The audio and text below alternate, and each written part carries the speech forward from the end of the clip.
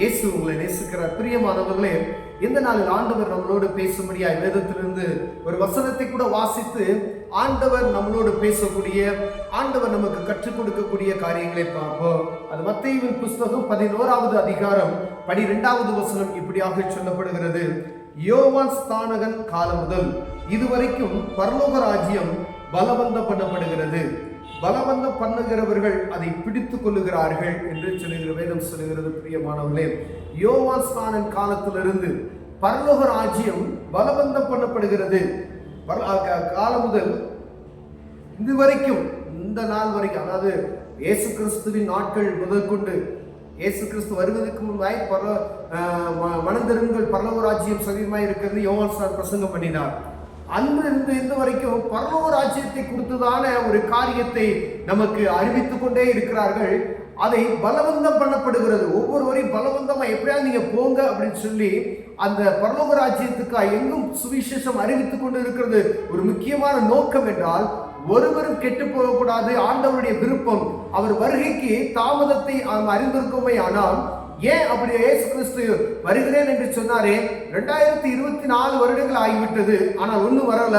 எல்லா இருதயத்துக்குள்ள இயேசு எப்போ வருவார்? சோர்ந்து போய் அவர்கள் அநேகர் நினைச்சுவாங்க, இவங்க இப்படியேதான் சொல்லிக்கிட்டு இருக்காங்க அப்படின்ற காரியம் தான் நாம் கேள்விப்படுகிறோம். பிரியமானவர்களே, ஆனால் எல்லா ஜனங்களும் ஆண்டவர் அறிந்து கொள்ளும்படியாய், ஒருவரும் கெட்டு போகாதபடிக்கு அனைவரும் பரலோக ராஜ்யத்துக்கு ஏற்றவராய் மாறும்படியா ஆண்டவர் விரும்புகிறபடினாலே அவர் வருகை தாமதித்துக் கொண்டிருக்கிறவரை நாம் மறந்து போகக்கூடாது. பிரியமானவர்களே, ஆண்டவருடைய விருப்பம் ஒருவரும் கெட்டு போகாதபடிக்கு நித்திய ஜீவனை பெற்றுக்கொள்ள வேண்டும் என்பதே அவருடைய ஆசை.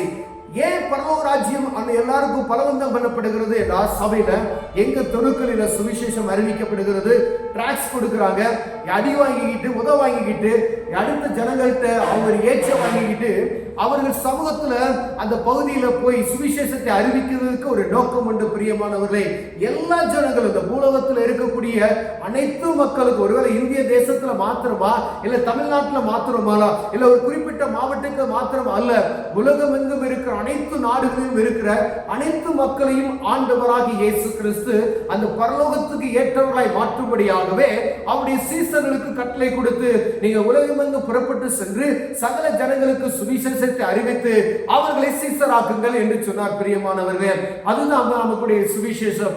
ஏன் அப்படின்னு சொன்னா, எல்லா ஜனத்துக்காகவும், ஒரு மனிதனுக்காக அல்ல, ஒரு குறிப்பிட்ட மதத்திற்காக அல்ல, ஒரு குறிப்பிட்ட சமூகத்திற்காக அல்ல, ஒரு குறிப்பிட்ட நாட்டு மக்களுக்காக அல்ல, உலகத்தில் இருக்கிற அனைத்து மக்களுக்காகவும், அனைத்து மொழி பேசுகிற மக்களுக்காகவும் ஆண்டவராகிய இயேசு கிறிஸ்து தன்னையே பலியாக கொடுத்தார். இந்த மனுக்குலத்தின் பாவத்தை மீட்கும்படியாய், இந்த மனுக்குலத்தை பாவத்தை அவர் கழுவும்படியா, அவர் சொந்த குமாரன் என்று பாராமல் அவரை ஒப்பு கொடுத்தது நிமித்தமாய் அதை அறிந்து கொள்ளும்படியா அநேகர் இயேசு கிறிஸ்துவை இன்னும் தெரியாமல் இருக்கிறார்கள். அதுக்கு காரணம் ஆண்டவருடைய வருகை தாமதமாகி கொண்டிருக்கிறதுக்கான காரணம் எத்தனையோ கிராமங்கள் வந்து, பிரியமானவர்களே, எத்தனை வசதிகள் இருக்கிறது, இவ்வளவு பெரிய அந்த உலகத்துல எத்தனையோ ஒரு நொடி பொழுது உலக நாடு முழுவதும் சென்று செல்லக்கூடிய வாய்ப்புகள் இருந்தும் அநேக கிராமங்களில் இயேசுவை அறியாத ஜனங்கள் உண்டு. பிரியமானவர்களே, ஒவ்வொரு ஜனங்களுக்கும் நல்ல சிந்திக்குள்ள இருக்கக்கூடிய எல்லா வசதி வாய்ப்புகளும் இருக்கக்கூடிய இடத்திலேயே இயேசு யார் என்று தெரியாத ஆட்கள் இருக்கிறார்கள். கிறிஸ்தவர்களாகிய நமக்கு அநேகருக்கு கிறிஸ்துவின் அன்பையும், கிறிஸ்து எதற்காக பாடுபட்டார் என்பதை தெரியாத மக்கள் எவ்வளவு பேர் இருக்கிறார்கள். பிரியமானவரே, அதுக்கு காரணம் என்ன?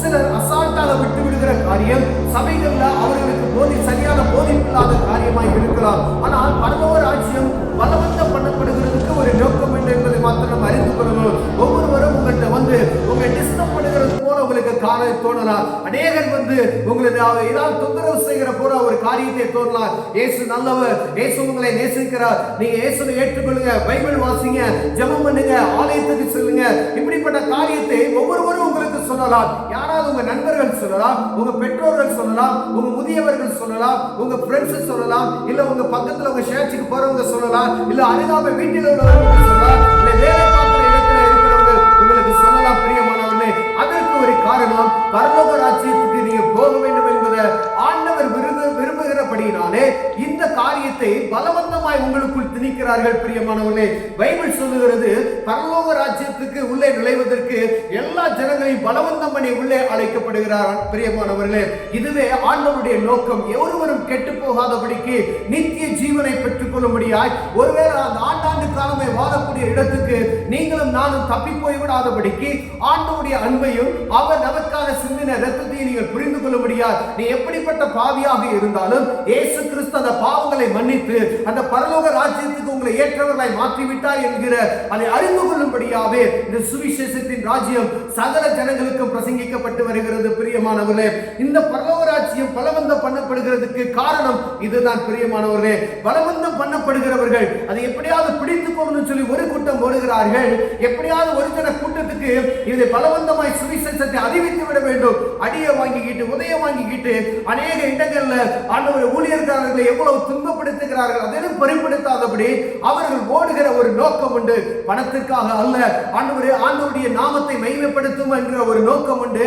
அந்த ஜனங்களுக்காய் ஆண்டவராக இயேசு கிறிஸ்து மரித்தார் என்பதை இந்த ஜனங்கள் அறிந்து கொள்ள வேண்டும். இந்த பரலோகத்துக்கு மோட்சம் ஒரு குறிப்பிட்ட மனிதனுக்கு அல்ல, எல்லாருக்கும் இருக்கிறது என்பதை அவர்கள் அறிந்து கொண்டு எப்படியாவது இந்த தெய்வத்தை அறிந்து கொள்ள வேண்டும் என்கின்றதற்காய் இந்த பரலோக ராஜ்யத்தினுடைய பலவந்தத்தை குறித்து ஜனங்களுக்கு போதிக்கப்பட்டுக் கொண்டிருக்கிறது. பிரியமானவர்களே, நாம் நினைக்கலாம் எப்ப பார்த்தாலும் தொல்லை பண்ணிக்கிட்டே இருக்கிற அநேக ஜனங்கள் நினைப்பாங்க, ஒருவேளை வாலிப பிரயாத்துல இருக்கிறவங்க இப்படிதான் நினைக்கிறாங்க, இவங்களுக்கு வேற வேலையே இல்லையா அப்படின்னு சொல்லி.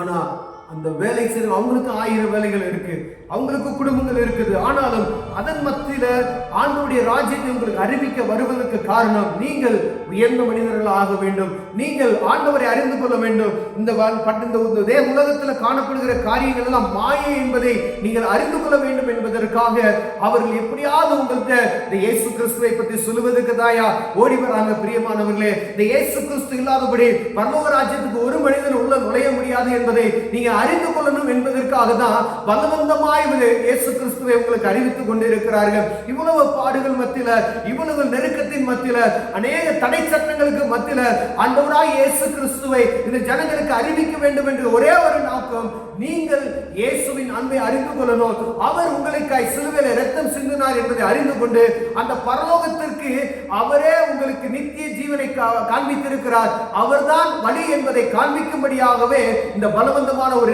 நிகழ்ச்சி நடந்து கொண்டிருக்கிறது. பிரியமானவர்களே, ஒருவேளை இதை அறியாமல் இருந்தீங்கன்னா, ஒருவேளை இயேசுதான் உங்களுக்கு இரத்தம் சிந்தினார், உங்களுடைய பாவங்களை கழுவுவார் மகத்துவம் உள்ள தேவன். நீங்க எப்படிப்பட்ட பாவத்தில் நீங்க விழுந்து கடந்தாலும் சரி, இயேசுவை நோக்கி நீங்க பார்ப்பீர்களானால் அவர் ஒரு நொடி பொழுதுல உங்க பாவங்களை மன்னித்து உங்கள் புதிய மனிதனாய் மாற்றுவார், உங்களை மறுரூபப்படுத்துவார். இயேசுவின் அன்பை தேடுங்க.